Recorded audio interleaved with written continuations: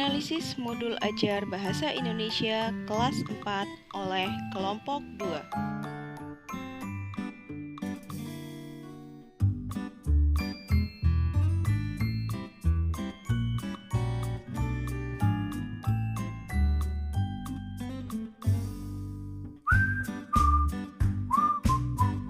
Berdasarkan ketepatan rumusan tujuan pembelajaran atau CP, ATP, dan tujuan pembelajaran, pada modul ajar ini belum tertulis capaian pembelajaran.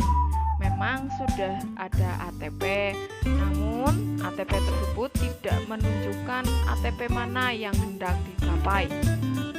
ATP yang ditunjukkan berupa ATP secara keseluruhan. Modul ajar ini juga hanya berisikan tujuan pembelajaran. Tujuan yang hendak dicapai dalam modul ajar ini adalah membaca dan memirsa. Tujuan pembelajaran yang dibuat sudah sesuai atau tepat dengan elemen yang hendak dicapai. Adapun tujuan pembelajarannya yaitu menyajikan rangkaian kalimat yang beragam. Seperti yang bisa kita lihat pada halaman berikut ini, yakni sudah terdapat tujuan pembelajaran, ada juga informasi umum, alur tujuan pembelajaran, dan juga alokasi waktu.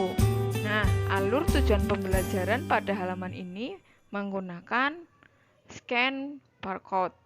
Nah, setelah barcode ini diklik atau tautan ATP ini diklik, maka akan muncul ATP yang akan diajarkan pada modul ajar ini. Namun setelah diklik ternyata ATP yang ada pada modul ajar ini disajikan secara keseluruhan. Jadi kita tidak tahu alur tujuan pembelajaran mana yang memang akan disajikan pada modul ajar tersebut.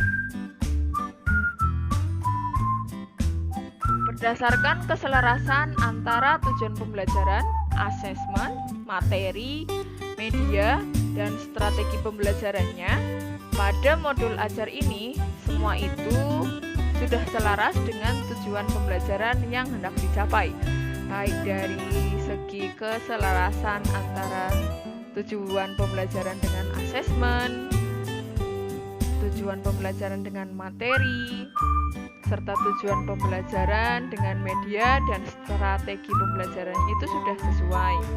Dalam modul ajar ini juga sudah disertakan asesmen diagnostik, serta model dan pendekatan yang digunakan juga sudah ada, namun belum dituliskan secara lengkap, termasuk dengan jenis model apa atau pendekatan apa yang digunakan dalam modul ajar itu, serta sintaks model pembelajarannya.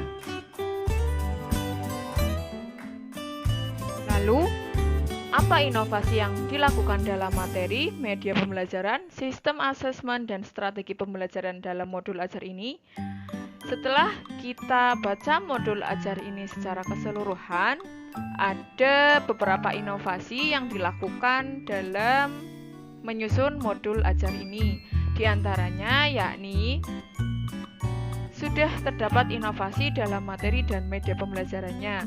Hal ini ditandai atau dapat kita lihat dengan adanya teknik permainan tebak gambar dengan menggunakan media kartu bergambar yang dimunculkan pada kegiatan inti. Jadi, dalam modul ajar ini, pada kegiatan inti nantinya guru akan mengajak siswa untuk melakukan permainan tebak gambar, yaitu dengan cara berpasangan. Anak akan menebak gambar yang telah dideskripsikan oleh pasangannya. Gambar tersebut dapat berupa gambar buah-buahan, gambar makanan khas, atau gambar benda yang ada di dalam kelas. Dalam modul ajar ini juga ditunjukkan tentang alat dan bahan yang akan digunakan saat dilakukan permainan tebak gambar. Penulis juga melengkapi permainan ini beserta dengan tahap persiapannya. Jadi, guru akan lebih mudah dalam melaksanakan kegiatan pembelajaran ini apabila sesuai dengan modul ajar yang sudah dituliskan. Kegiatan berupa permainan tebak gambar. Permainan ini dilakukan secara berpasangan. Anak menebak gambar yang dideskripsikan oleh pasangannya. Gambar-gambar tersebut berisi gambar buah-buahan, gambar makanan, atau benda yang ada di dalam kelas.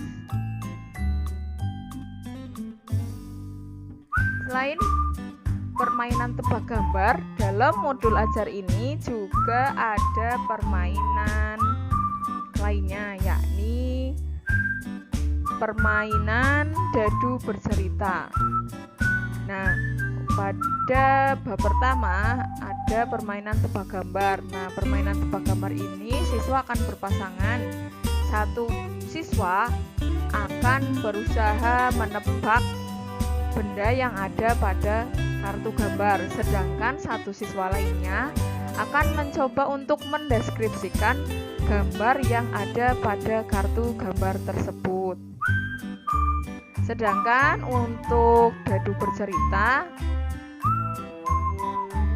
nanti siswa akan melakukannya secara berkelompok.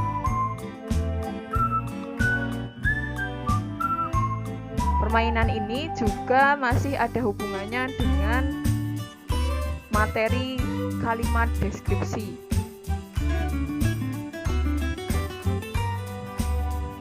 Dalam modul ajar ini, sistem asesmen dan strategi pembelajarannya sudah sesuai. Asesmen pembelajarannya sudah terdiri dari asesmen formatif dan juga asesmen sumatif. Pada awal pembelajaran juga dijelaskan bahwa guru akan melakukan asesmen diagnostik untuk mengetahui apa saja gaya belajar siswanya.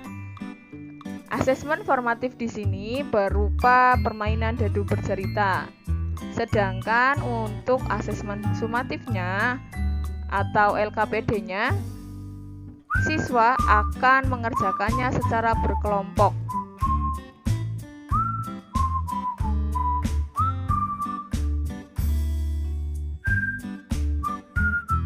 Pada instrumen asesmen formatif ini, penulis juga sudah memberikan rubrik untuk mempermudah guru dalam melakukan penilaian.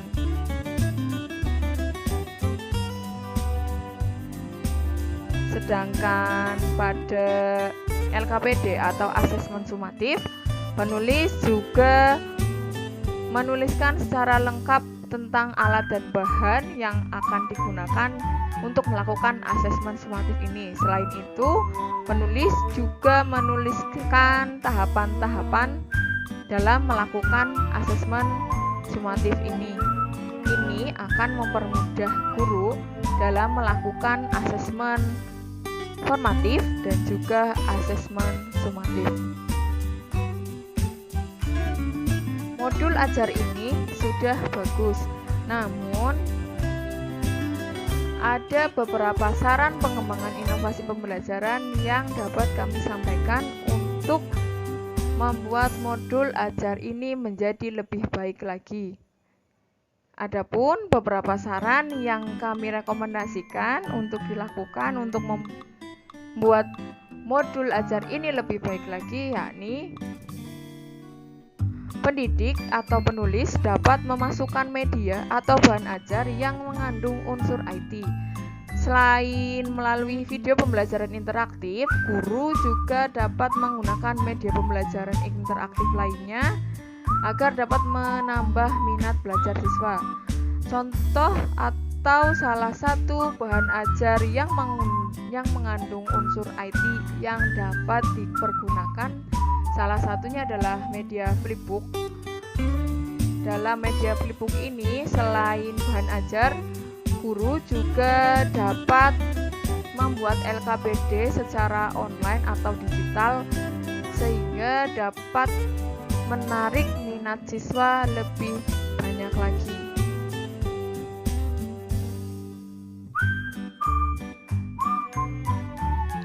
ajar kedua, bab 5 Literasi Keuangan, kelas 4, ditulis oleh Suyatmi Sarjana Pendidikan. Informasi umum. Pada bagian informasi umum, modul ajar terdiri atas identitas modul, kompetensi awal, profil belajar Pancasila, sarana dan prasarana, target peserta didik, dan model pembelajaran. Analisis informasi umum. Pada modul ajar tersebut, tidak tertulis secara lengkap capaian pembelajaran yang hendak dicapai.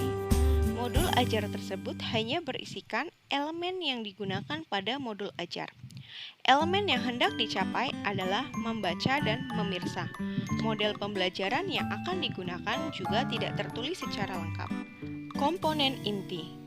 Pada sebuah modul ajar, ada beberapa komponen yang hendaknya ada pada komponen inti, yaitu tujuan pembelajaran, pemahaman bermakna, pertanyaan pemantik, kegiatan pembelajaran, asesmen, pengayaan, dan remedial. Analisis komponen inti. Tujuan pembelajaran tidak dituliskan oleh pembuat modul ajar, hanya disajikan aluran tujuan pembelajaran yang digunakan. Pertanyaan pemantik yang digunakan sudah sesuai dengan pemahaman bermakna yang diinginkan. Pada kegiatan pembelajaran, belum terlihat dengan jelas model pembelajaran yang digunakan. Asesmen yang digunakan pada modul ajar ini adalah formatif dan sumatif. Pada komponen asesmen, sudah sesuai dengan tema yang digunakan. Lampiran. Pada modul ajar sebaiknya dilampirkan LKPD, bahan bacaan, glosarium, dan daftar pustaka. Analisis lampiran. Secara keseluruhan, bagian lampiran sudah baik. Sudah terdapat LKPD, bahan bacaan bagi guru dan siswa. Namun, belum terdapat glosarium, dan daftar pustaka yang digunakan juga belum tersusun dengan rapi. Inovasi yang digunakan dalam pembelajaran. Belum tampak adanya inovasi pembelajaran pada langkah-langkah dalam modul ajar tersebut. Namun, pada modul ajar ini sudah menerapkan pembelajaran berdiferensiasi, yakni pembelajaran berdiferensiasi secara gaya belajar. Saran pengembangan inovasi pembelajaran. Yang pertama, pada modul ajar hendaknya tertulis secara lengkap capaian pembelajaran, model, pendekatan, metode, strategi pembelajaran, dan asesmen yang akan digunakan. Yang kedua, perlu dibuat asesmen diagnostik untuk mengetahui kemampuan awal peserta didik. Yang ketiga, inovasi yang bisa digunakan pada materi literasi keuangan adalah metode role-playing, barter, dan jual-beli, supaya peserta didik mampu memahami perbedaan antara barter dan jual-beli. Mini riset 1, analisis modul ajar oleh Si Yunika Purbawati. Modul ajar kurikulum Merdeka Bahasa Indonesia SD kelas 4 oleh Amrina Manulang dapat diunduh di https://gurukemdikbud.go.id perangkat ajar Toolkits. Komponen modul ajar terdiri atas 3 komponen. Yang pertama, informasi umum, yang kedua, komponen inti, dan yang ketiga adalah lampiran. Informasi umum terdiri atas identitas modul, kompetensi awal, profil pelajar Pancasila, sarana dan prasarana, target peserta didik, serta model pembelajaran. Komponen inti terdiri atas tujuan pembelajaran, pemahaman bermakna, pertanyaan pemantik, kegiatan pembelajaran, asesmen, pengayaan, dan remedial. Untuk lampiran terdiri atas LKPD, bahan bacaan guru dan peserta didik, glosarium, serta daftar pustaka. Analisis informasi umum. Secara keseluruhan, informasi umum sudah sesuai dengan format modul ajar yang ada. Komponen awal yang merupakan prasyarat untuk mempelajari materi baru juga sudah sesuai. Analisis komponen inti. Ketepatan rumusan tujuan pembelajaran CP, ATP, tujuan pembelajaran sudah tepat dan sesuai. Tujuan pembelajaran dirumuskan secara jelas. Pada pemahaman bermakna dan pertanyaan pemantik sudah sesuai dengan apersepsi yang diberikan sebelum pembelajaran. Untuk kegiatan pembelajaran, belum terlihat pembelajaran berdiferensiasi pada proses pembelajaran. Model pembelajaran juga tidak spesifik. Guru tidak menjelaskan model pembelajaran tertentu yang digunakan, sehingga tidak terlihat secara jelas sintaks model pembelajaran tertentu yang digunakan. Pada asesmen pembelajaran, pengayaan, dan remedial sudah sesuai dengan tema yang diajarkan. Analisis lampiran. Pada LKPD, guru tidak membuat lampiran LKPD yang akan dikerjakan oleh siswa. Untuk bahan bacaan guru dan peserta didik tidak ada atau tidak dilampirkan sebagai pelengkap dalam modul ajar. Pada glosarium dan daftar pustaka sudah sesuai. Saran perbaikan.